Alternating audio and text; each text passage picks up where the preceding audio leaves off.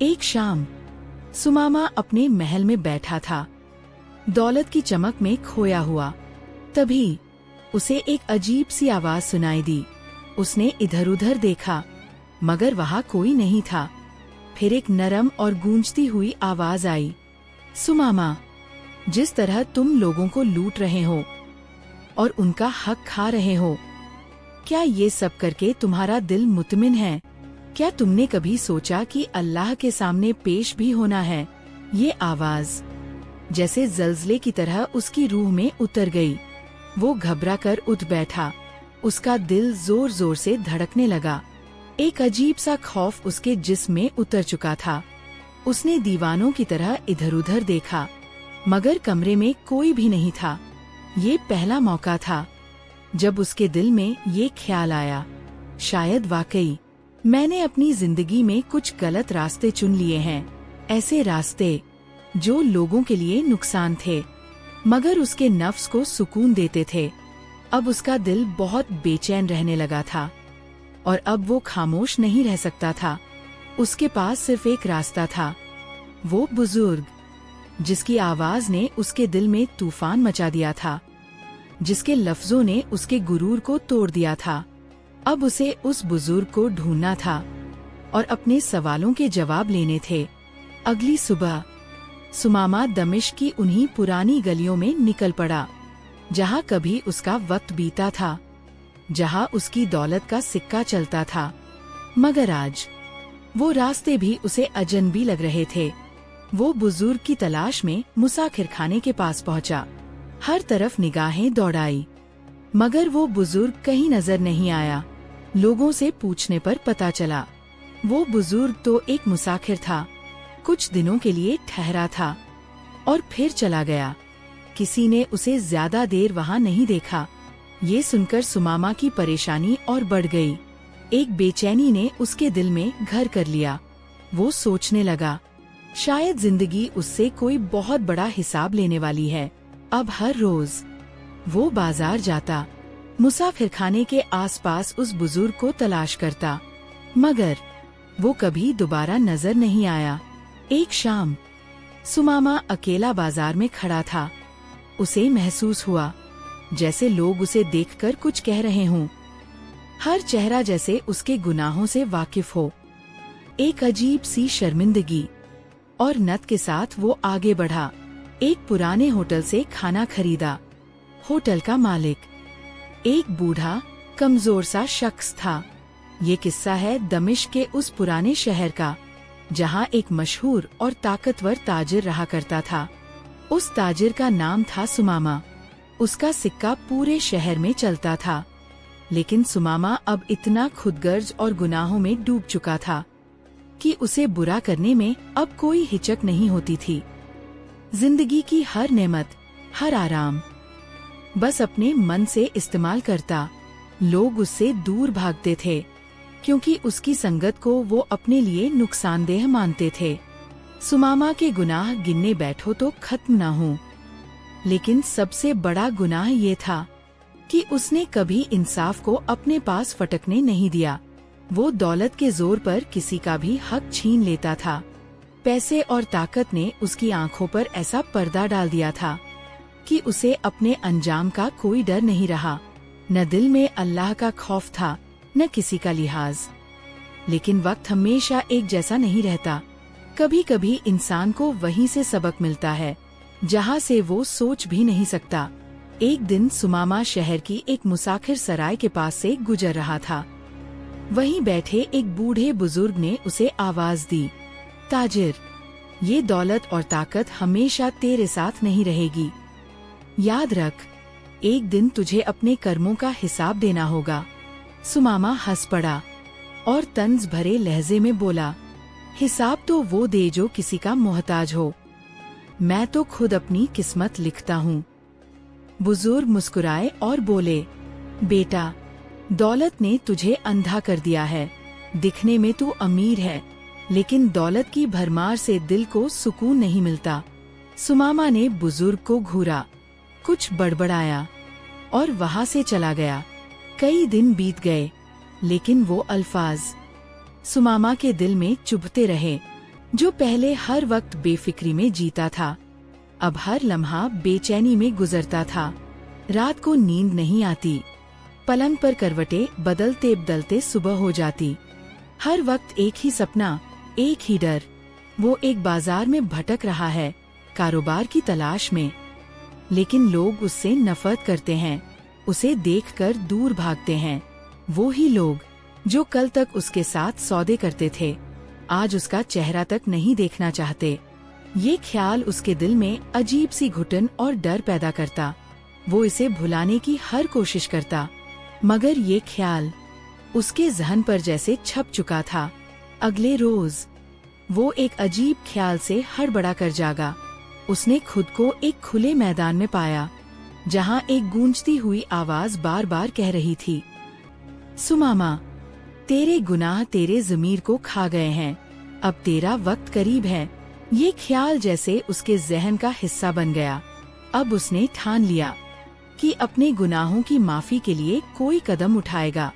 इसी बेचैनी में उसने अपने वफादार गुलाम को बुलाया और कहा, मैं दमिश्क के सबसे अक्लमंद और समझदार शख्स से मिलना चाहता हूँ। मुझे किसी ऐसे इंसान के पास ले चलो जो मेरे सवालों का जवाब दे सके। गुलाम ने उसकी मुलाकात कई दानिशमंद और आलिम लोगों से करवाई, मगर किसी के पास उसके सवालों के ठोस जवाब नहीं थे। सबने बस यही कहा, ये सब तुम्हारे अपने आमाल का नतीजा है। अब तुम्हें तौबा करने और अपनी रूह के अंदर झांकने की जरूरत है। ये जवाब सुमामा के लिए और भी बेचैनी का सबब बन गए। उसे एहसास था कि उसने दुनिया की बड़ी कामयाबियां हासिल की हैं, मगर क्या वाकई इन सब का हिसाब देना पड़ेगा? वो अक्सर अपने कमरे में अकेला बैठता और अपने गुनाहों की तलाशी के बारे में सोचता, मगर हर बार उसका गुरूर रास्ते में आ जाता। वो दौलत जिस पर वो फख्र करता था, अब उसे एक बोझ लगने लगी थी। हर वक्त उसके दिल में एक बेचैनी रहती। वो खुद से सवाल करता, क्या मेरी जिंदगी वाकई ऐसी है जैसी मैं चाहता हूँ? क्या ये दौलत, शान और शौकत और गुरूर मेरे सुकून के लिए काफी हैं? एक दिन सुमामा ने अपनी दौलत का हिसाब किया और सोचा, इसमें बहुत सा माल बेकार पड़ा है जो किसी और के काम आ सकता है। उसी लम्हे उसके दिल में ख्याल आया कि वो इस दौलत का एक हिस्सा लोगों के फायदे में लगाए, मगर उसने एक शर्त रखी, ये दौलत सिर्फ उन्हीं को दी जाएगी जो इसे अपने घर की जरूरतों के लिए इस्तेमाल करेंगे और दूसरों के साथ अच्छा सलूक करेंगे। लोग हैरत और खुशी के साथ आगे बढ़े और सुमामा ने अपने हाथों से उन्हें दीनार और सामान दिए। हर शख्स से वो बात करता, उनकी परेशानियों को सुनता और मदद का वादा करता। उसे पहली बार महसूस हुआ कि दूसरों के चेहरों पर मुस्कुराहट लाने से जो सुकून मिलता है, वो किसी और चीज से नहीं मिलता। शाम को जब लोग जा चुके थे, सुमामा थकाहारा बैठा था, मगर उसके चेहरे पर एक अजीब सी रोशनी थी। उसने अपने खादिम से कहा, आज पहली बार मुझे सुकून का एहसास हुआ है। खादिम ने एहतराम से जवाब दिया, मालिक, जब इंसान दिल से दूसरों की मदद करता है तो खुदा उसे सुकून अता करता है।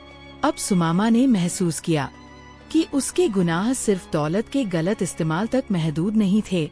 उसने बहुत से लोगों के साथ बुरा सलूक किया था, उनके हुकूक पामाल किए थे और उन्हें दुख दिया था। अब उसने फैसला किया, मैं उन लोगों से माफी मांगूंगा जिन्हें मैंने कभी तकलीफ दी थी। एक दिन सुमामा आम लिबास में शहर की गलियों में निकल पड़ा। वो उन लोगों को तलाश करने निकला था जिन्हें उसने अपने गुरूर के दिनों में ठेस पहुंचाई थी। हर एक से वो माफी मांगता और अपनी गलती का इकरार करता। उसे अब समझ आ गया था, अगर खुद को बदलना है तो लोगों की बातें भी सुननी होंगी। एक दिन सुमामा बाजार के एक कोने पर खड़ा था। उसकी नजर एक बूढ़े शख्स पर पड़ी जो छड़ी के सहारे चलने की कोशिश कर रहा था। सुमामा फौरन आगे बढ़ा, उसकी मदद की और उसे एक नजदीकी जगह पर बैठाया। बूढ़े ने सुमामा की आंखों में देखा और कहा, बेटे, मैंने वक्त के गुरूर में बहुत कुछ खो दिया। जब दौलत थी तो मैंने उसे दूसरों की मदद के बजाय अपने शौक पूरे करने में बर्बाद किया। आज खाली हाथ हूँ, मगर शायद खुदा ने तुम्हें मेरे सामने भेजा है। सुमामा चुपचाप ये बातें सुनता रहा। उसे महसूस हुआ, मैं भी कभी ऐसा ही था, गुरूर और खुदगर्जी में डूबा हुआ। उसने उस बूढ़े की दिल से मदद की और उसे हंसते हुए रवाना किया। वो दिन सुमामा के लिए एक नया सबक था। जिंदगी का सबसे बड़ा सुकून दूसरों की मदद करने में है। अब सुमामा ने शहर के गरीबों के लिए एक आवामी बावर्ची खाना कायम किया, जहां रोजाना गरीबों को खाना दिया जाता। उसने अपनी दौलत का बड़ा हिस्सा लोगों की मदद और भलाई में लगा दिया, मगर उसकी रूहानी बेचैनी अब भी बरकरार थी। उसे लगता था, मैंने बहुत कुछ किया है, मगर क्या मैं अब भी अल्लाह की नजरों में माफ हूँ? एक दिन सुमामा एक छोटे से गांव से गुजर रहा था। वहाँ एक मस्जिद में एक दरवेश इबादत में मशगूल था। सुमामा उसके पास गया, अपनी सारी कहानी सुनाई और पूछा, मैंने लोगों की खिदमत में अपनी जिंदगी लगा दी है, मगर मेरा दिल अब भी बेचैन है। ये किस बात की कमी है? बुजुर्ग मुस्कुराए और बोले, बेटा, खिदमत के साथ साथ अपने गुनाहों की सच्ची तौबा भी जरूरी है। इंसान को अपने रब से वो रिश्ता दोबारा जोड़ना होता है जो उसके गुरूर और गलतियों ने तोड़ दिया होता है। अगर तुम दिल से तौबा करोगे तो तुम्हारा दिल भी सुकून पा जाएगा, क्योंकि जो शख्स अल्लाह के जिक्र से महरूम रहता है उसके दिल पर ताला लग जाता है, और उस ताले को खोलने के लिए अल्लाह का जिक्र ही चाबी है। जाहिरी शक्ल से ही मालूम होता था कि इस बूढ़े शख्स ने जिंदगी में कई मुश्किल दौर देखे हैं। सुमामा ने सरसरी अंदाज में पूछा, बाबा, आपका अच्छा खासा होटल है, फिर भी आप इतने सादगी से क्यों जी रहे हैं? दमिश्क के इस बड़े बाजार में तो सब अपनी किस्मत बदल सकते हैं। बूढ़े ने मुस्कुराकर जवाब दिया, बेटा, गरीब वो नहीं होता जिसके पास दौलत न हो, गरीब वो होता है जिसके दिल में सुकून न हो। मैं थोड़ा कमाता हूँ, लेकिन अल्लाह का शुक्र है कि मेरे पास दिल का सुकून और इत्मीनान है। यह सुनकर सुमामा रोने लगा। उसने अल्लाह के सामने गिड़गिड़ा कर अपने तमाम गुनाहों की तौबा की और वादा किया कि अब वह नेकी और इंसाफ के रास्ते पर चलेगा। उस दिन के बाद उसके दिल में एक अजीब सी रोशनी और सुकून आ गया। अब वह जान गया था कि असल दौलत न दौलत है, न शान और शौकत। असल दौलत है नेक नियति और अल्लाह की कुर्बत। जैसे जैसे वह अल्लाह की राह में खर्च करता गया, अल्लाह उसके माल में बरकत डालते गए। बाजार जिसने कभी उससे रिश्ता तोड़ लिया था, अब फिर उसी का हो गया। अब वह ईमानदारी से कारोबार करता और मुनाफा पहले से कहीं ज्यादा होता। यह सब इसलिए मुमकिन हुआ क्योंकि उसने दिल से तौबा की थी।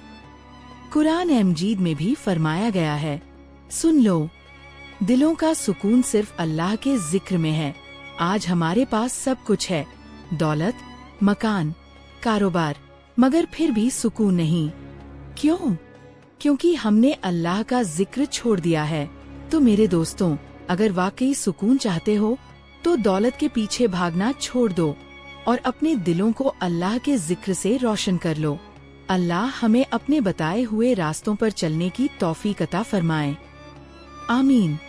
अगर आपको ये कहानी पसंद आई हो तो कमेंट बॉक्स में अपनी प्यारी सी राय जरूर दीजिएगा। आपके अल्फाज मेरी हौसला अफजाई हैं।